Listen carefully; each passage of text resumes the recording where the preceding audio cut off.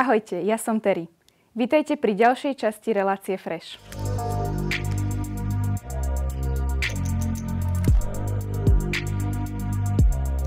Slovenský internet obletelo video Attilu Vega, ako udrel René Randyho do tváre. Celá situácia však bola iba reklama na spoločnú pieseň s názvom Attilka je zpátky.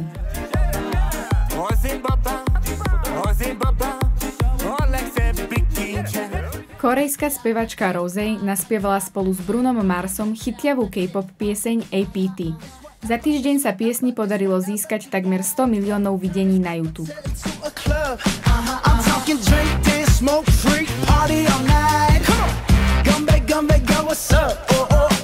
Tina sa podieľala na produkcii filmu Love 2 piesňou Údolie tieňov.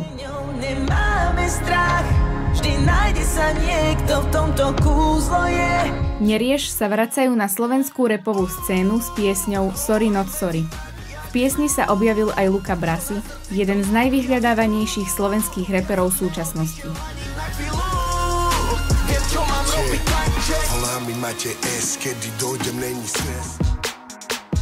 Každý filmový soundtrack vplýva na psychiku diváka.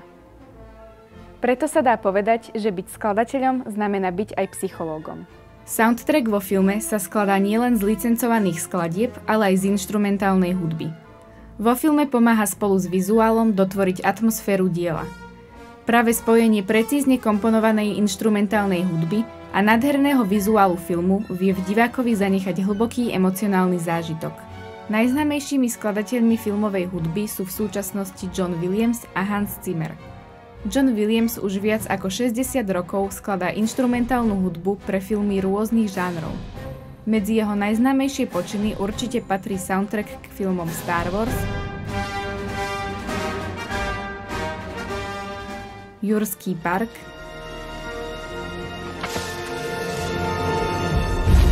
Harry Potter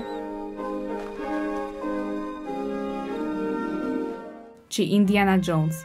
Za svoju hudbu si odniesol 5 Oscarov a 25 cien Grammy. Hans Zimmer je jeden z mála európskych filmových skladateľov, ktorému sa podarilo preraziť vo svete. Je autorom soundtrackov z filmov Počiatok,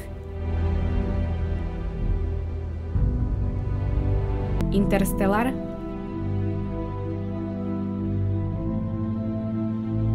Levý kráľ, Temný rytier či Piráti z Karibiku. Hudba vo filme nemusí pôsobiť len na dotvorenie atmosféry. V niektorých prípadoch aj posúva vpred dej. Filmové muzikály sú špecifický žáner filmov, ktorý spája rozprávanie, spev a tanec. Skladby prítomné v muzikáloch bývajú napísané priamo pre tieto filmy. Zrejme najznámejším príkladom je pieseň Shallow z filmu A Star is Born. Skladba je duetom Bradleyho Coopera a Lady Gaga, ktorí si vo filme zahrali hlavné úlohy. Postava, ktorú vo filme stvárňuje Lady Gaga, je začínajúca spevačka, zatiaľ čo Bradley Cooper hrá skúseného hudobníka, ktorý jej pomôže vybudovať kariéru. V roku 2019 skladba Shallow vyhrala Oscara za najlepšiu pôvodnú pieseň.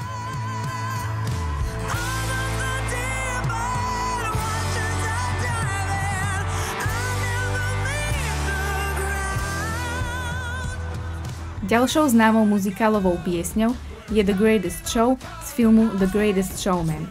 Vo filme ju spieva Hugh Grant, predstaviteľ P.T. Barnuma, ktorý sníva o veľkolepom predstavení. K vykresleniu ťažkého života športovca pomáha aj hudba. Najlepším prípadom športového filmu je kultová snímka Rocky.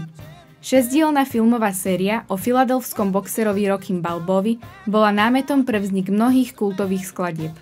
Najznámejšou z nich je určite Eye of the Tiger od skupiny Survivor. Pieseň bola vytvorená v roku 1982 ako soundtrack k filmu Rocky 3. Text, ale aj hudba symbolizuje vytrvalosť a odhodlanie Rockyho získať späť opasok majstra sveta. Ide tak o jednu z najpopulárnejších motivačných skladieb.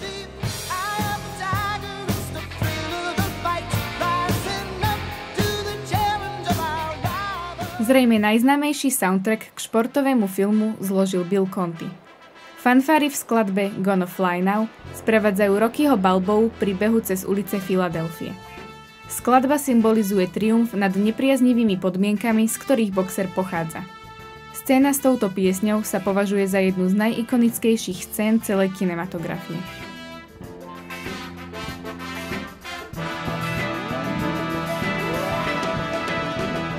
Počas finálneho súboja Daniela LaRussa vo filme Karate Kid zaznela skladba You're the Best od Joea Esposita. Dnes už ikonická pieseň symbolizuje odhodlanie prekonať prekážky a zvíťaziť v ťažkom boji. Aj známe rapové hity vznikli kvôli filmom. Jedným z najznámejších prípadov je skladba Lose Yourself od Eminema. Pieseň vyšla v roku 2002 ako soundtrack k filmu 8 Mile, kde si Eminem zahral hlavnú rolu. Rapper v nej reflektuje ťažké podmienky, v ktorých vyrastal. V roku 2003 vyhrala pieseň Oscara za najlepšiu originálnu pieseň, ale Eminem si toto prestížne ocenenie neprevzal.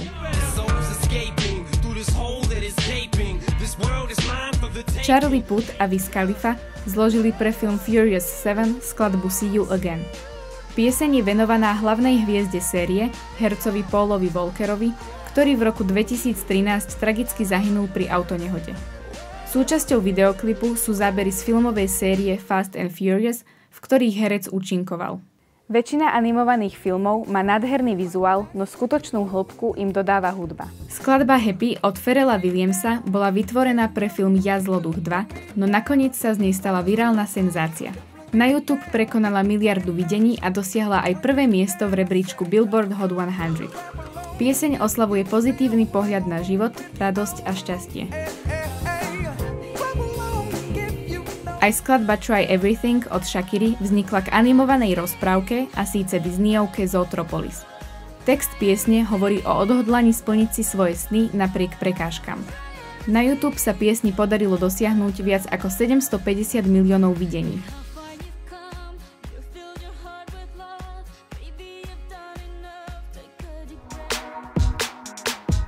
Slivčo a kameraman Rado opäť vyšli do ulic. Študentov sa pýtali, ktorý soundtrack je ich najobľúbenejší. Ahojte, ja som Slivčo a v dnešnej ankete sa budem pýtať ľudí na ich najobľúbenejší filmový soundtrack. Poďme teda na to.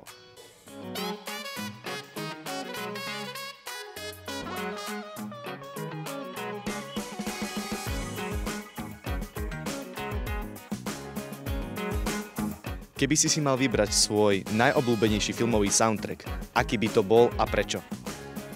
Bol by to film Killer Clowns from Outer Space, lebo ten film je tak zlý a že dobrý a vlastne ten soundtrack to absolútne ešte podčiarkuje tento fakt. Bol by to určite z filmu Interstellar a z dôvodu, že proste milujem ten film, už som ho videl viackrát a stále ma dokáže dostať. See You Again vlastne z filmu Fast and Furious 7 a preto, lebo vo mne vyvolal veľa emócií. Bude to napríklad od Abby Mamma Mia, práve filmový soundtrack filmu Mamma Mia, je to jeden z mojich obľúbených filmov. Tak ja ako fanúšik Formuly 1 mám rád film Rush alebo Rivali, je to vlastne príbeh Nickyho Laudu a Jamesa Hunta a soundtrack tam spravil Hans Zimmer, takže to je pán skladateľ, čiže toto je môj obľúbený soundtrack. Ja mám veľmi rád film Interstellar a tam je soundtrack Time od Hansa. Mám veľmi rád ten film a je to taká pokojová hudba, ktorú si vždy dokážem užiť. Dnešná epizóda nám ukázala, že piesne sú neoddeliteľnou súčasťou každého filmu. Dokážu vyjadriť množstvo pocitov bez toho, aby postavy povedali jediné slovo. Ako povedal Hans Christian Andersen, kde slová zlyhávajú, hudba hovorí. Dovidenia o 2 týždne.